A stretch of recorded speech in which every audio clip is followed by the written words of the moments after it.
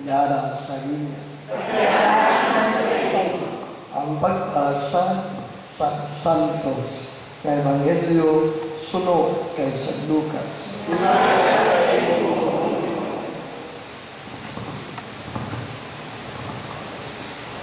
Santo nga panahon, ang iloy kay mga utod ni Jesus nagkadto sa iya. Pero hindi sila makapalapit sa iya tungod kay madamo ang mga tao.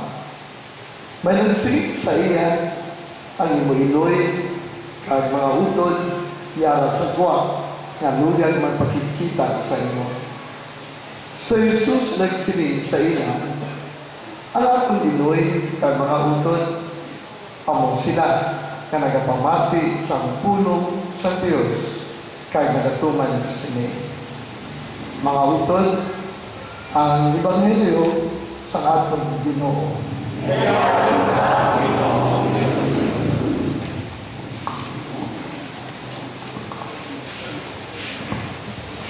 Katahong kagkasimple lang sa atong Ebanghelyo.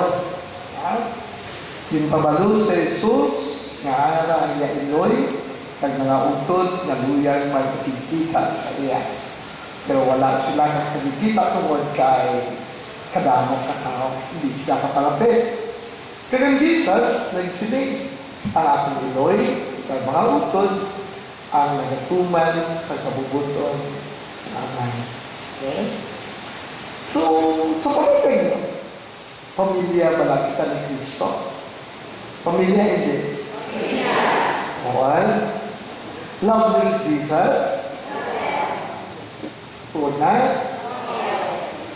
gusto niyo no batagan niyo ang iyang ugma sa inyo, nga parang sa inyo. Doon na, magkasiling mo lang kita nga nagatuman kita sa gusto sa Diyos. Gatuman kita wala. Ready ka mo magtungan. Ready? Ang niyo, kadakong sa challenge sila. Magsiling ka nga utod ka ni Jesus. Ha? Pag bigyan mo na lubod si Galon sila, sa pakun mo, ang dalan na wala mo binasipan.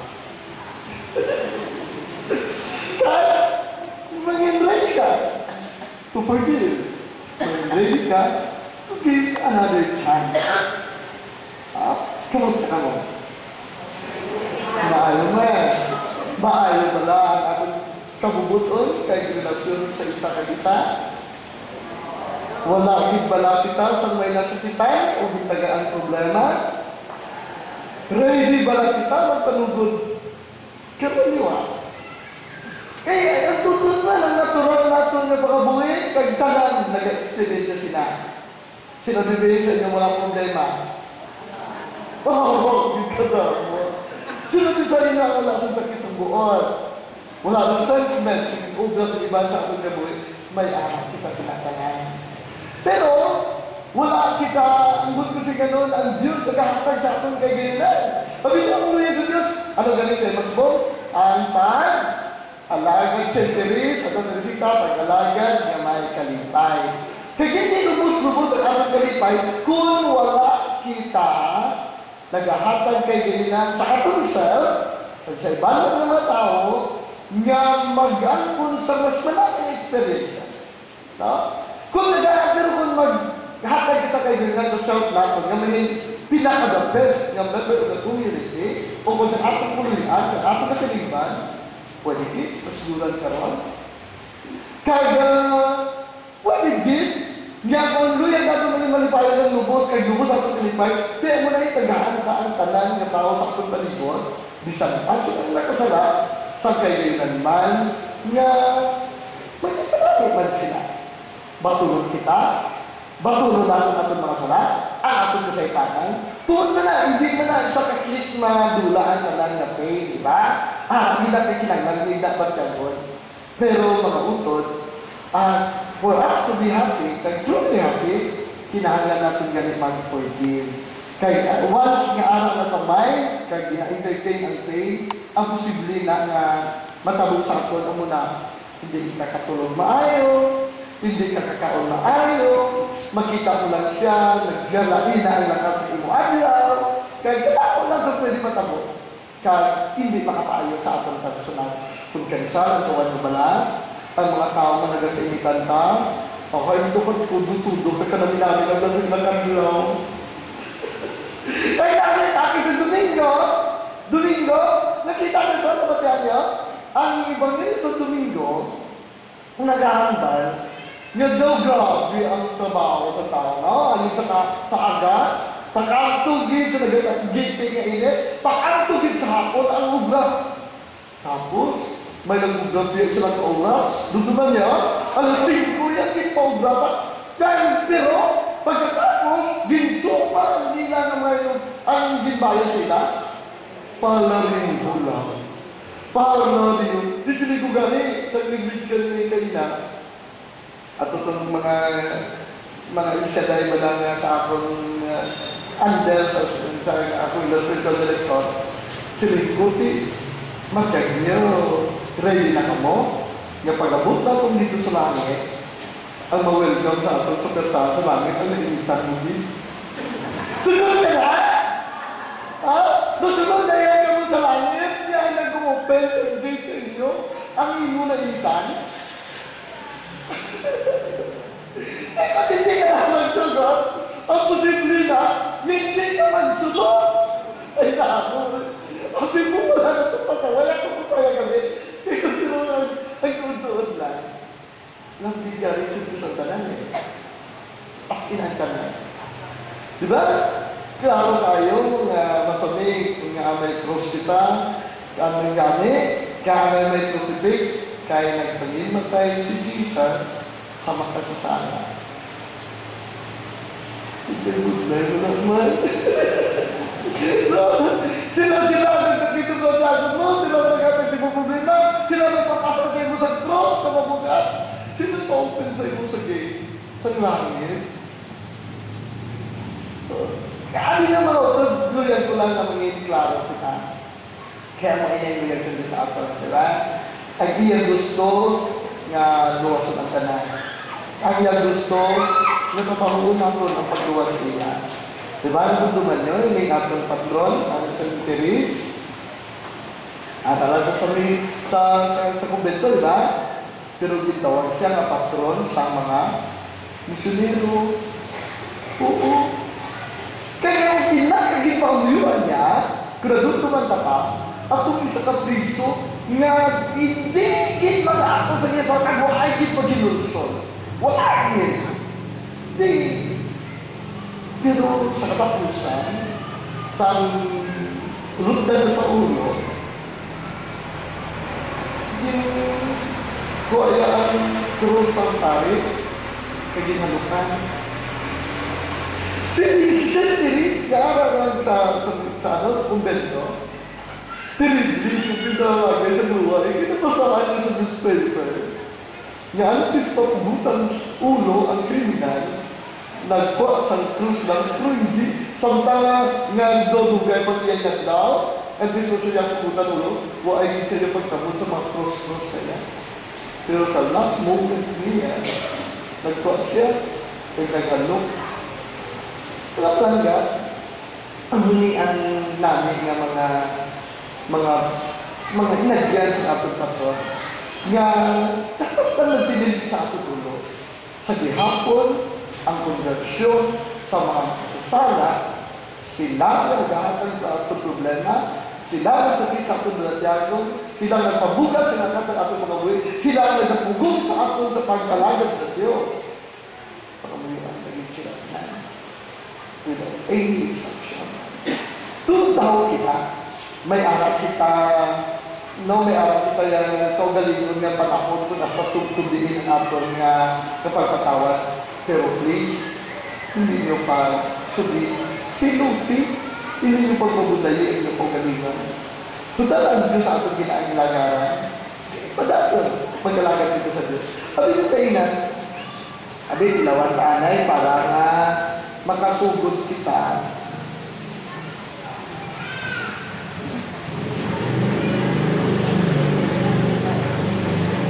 Andi, basahan nyo.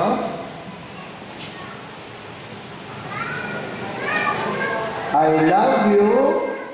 God bless you. Okay? Ti Abi, ihambal sa inyo yun na. Yan ba? I love you. God bless you. Okay.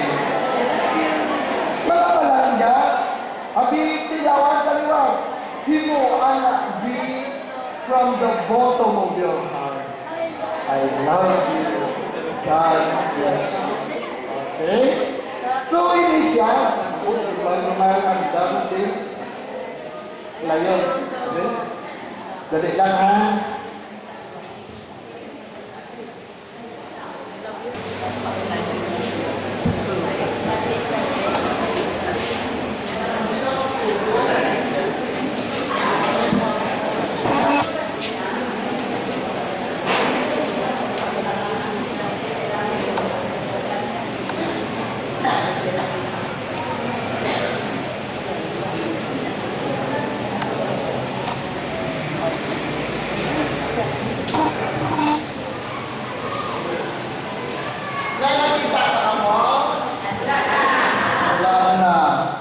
Bala ang atong love parehas na.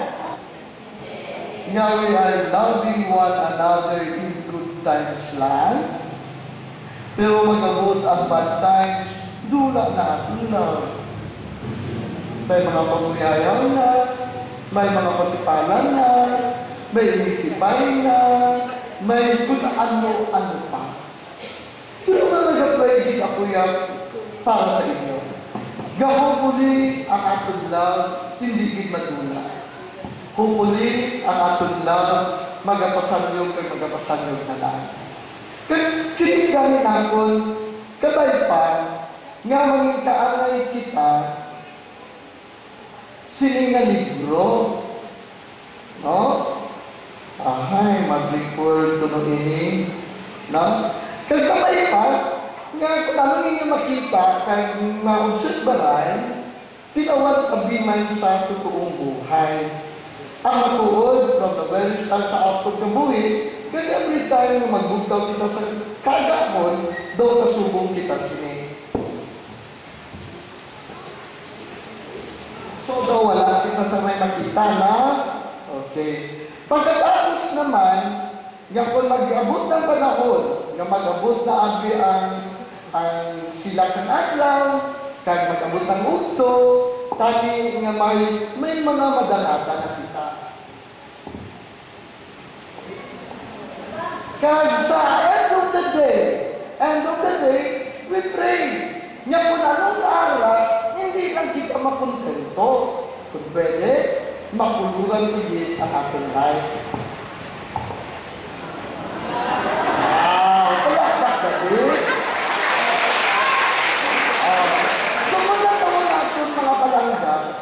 Sabi niyo, ako nang gitna ang termigid na kasunod sa aking ulo. Lord, paano ko ma-improve ang aking self? Paano ako makasiling nga nagatubo ako sa pagpalangga? Paano ko maputi yung practice in love na araw sa aking heart? Kaya after all, ang bumili ang buyag sa Diyos na matabot sa akin. Padayon na magpabinsan, padayon na pagdiyon sa atong gogalingon, padayon pagdida kung paano ini maging fruitful ang atong life. Ako ganun na tahi, hindi lang kita makontento, nga anak ka na. Kung pwede ang imo presensya, magkatag-galipay, magkatag-inspirasyon, magkatag-duo, o kunduan sa pagbuhi sa iba't pa ng mga tao. Abi nyo, kung buod ako nini, sigurado karon ka daan sa gabi. Mangin malipayan ka mo. Kasi ito magbuli ang pinsarong nyo, paano ko lipayan akong banang nasara? Paano ko lipayan akong mga abiyan? Paano ko lipayan ang mga anak sa balaki?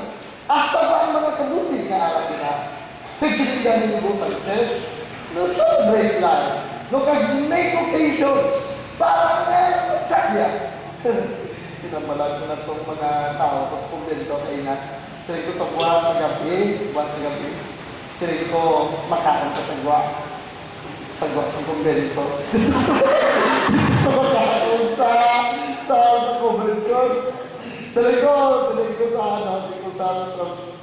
Kristal ko nag-in-charge sa akin. Tuloy ko ipagawa ko ang sambasa.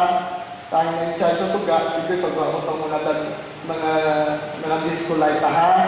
Tuloy ko ibutang gabi sa butangan lumante. Kay makakunta upod sa mga pulis. By the way, ako na sa mga ngipi sa paglaon. Nag-pulis ka nag-install sa kumbento. 3 sila kabilon. Kada 24 hours na servisyo. Kung gabi nag-arubing sila kay Allen Crime, kay last month. Sa maraka sila, daw damo ang mga hold up, mga tawad-kawad, kaya salamat sa Diyos sa araw na sila.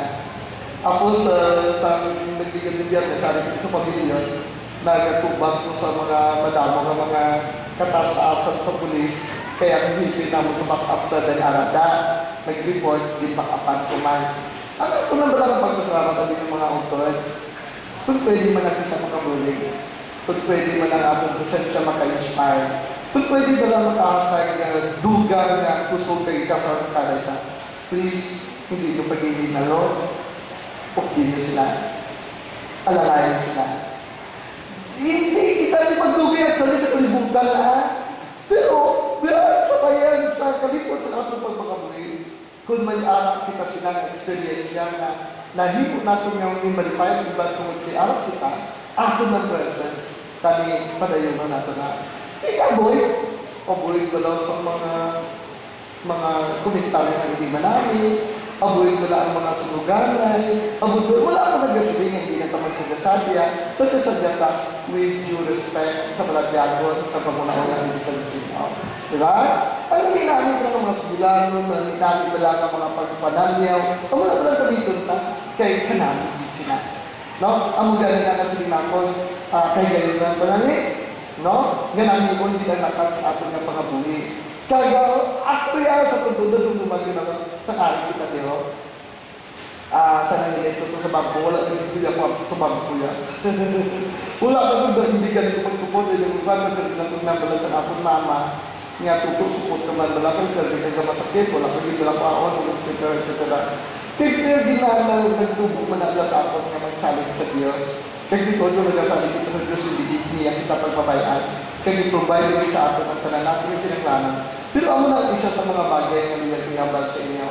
Nga kabayta, ano man yung problema, ano man yung kumulayan, ano man ang nagkakalat na sa inyo, please, salit sa Diyos. Kaya as early as possible, kung kaso na may mga konflikto, please hindi nyo pagpadugaya. Kaya sa nasing tanan-tanan yung sakit sa brother, wala na sa idulot sa atin. Siguro ka doon katahong lang nalang. Nga kaan na yung sinin. May mabasahan pa po. No? Silikado doon sa kablago ko ng Santanan, di ba? Doon sa kablago ng Santanan. Actually, may mensahe sa St. Felix.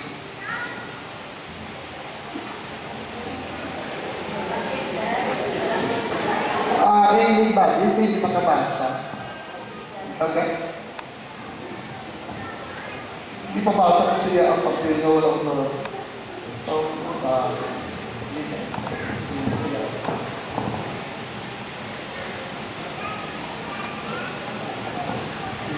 I feel that my mission is about to begin. My mission to make God love as I love Him. To teach souls my little way. July 17. Little way. It is a way of spiritual childhood. The way of trust and absolute surrender. I love you very, very much. Okay, so, natagyan niyo, kaya ang mensahe ni Therese, magasugod, subong. Diba? Dito lang kami, daw pinakabulan ang di siya mapatay. Kaya muna ang iyang misyon, nga palanggaon si Jesus sa parehas, no? Sa iya pagpalangga kay Jesus. Kaya di ang mana, isa ka ba po nga ang dag, ang panangkat sa asuntanan, bilang mga devotee ni St. Therese, nga hindi na nila mapalangga si Jesus sa mga tao na lumiyan natin pagpalangga sa iya, kaanay sa pagpalangga ni Therese, kung hindi natin pagpagkita kung ano kaayo si Jesus, bisan pa sa mga nagsakit sa bladan ng tayo. bisan pa sa mga pasaway sa aton kabulo, bisan pa ang mga nagpabudlayan sa aton kabuhi. Ay tanan ng opportunity sa lino na kung nadugduman natin, si Jesus, bisan pa galing sa matawag sa luyo niya, di ba? Na si Katawag na Adlaw, mapud ka sa aton sa paradiso. Kag wala may happen, wala man magkalata mo, makita na hindi ka tanang sa langit. Kag siguro yun na, wala sa may mabili, nabinigit kung karoon nga daw, disuguran natin ang pagpamuyo para sa isa. Okay.